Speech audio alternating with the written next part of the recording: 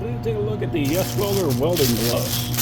So the first thing I want to know, it looks like it does have a liner on there, but how does it feel when I actually put my hand inside? Because if I can feel the stitching on there, that becomes annoying. And the answer is, I do not feel any of the stitching. This is a very comfortable glove. I do also like that extra length on here, so I don't have to worry about if I'm wearing like a long sleeve shirt but it doesn't come down far enough, it's still going to provide me with a lot of protection. It does feel fairly thick, which can be a good thing or a bad thing. It's going to limit your mobility, but it's going to provide you a lot more heat protection. Like we can see leather here and then leather stitch on top of the leather. Basically, if you had regular welding gloves, this would be like taking them and doubling them up and then holding them like that. So plenty of material here, which is important if you're going to be dealing with very hot objects and just kind of grab them and move them around willy-nilly, which is exactly what I do, which is why I wanted these gloves. It also feels like this liner changes to a different liner when we go deeper into the hand.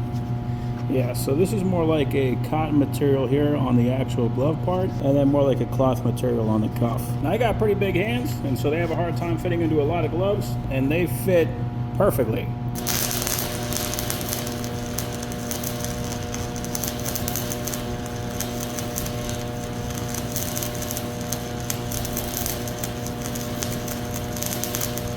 So yeah, I felt absolutely no heat on these things. Like, these are extremely well insulated. So I'm very happy with these gloves.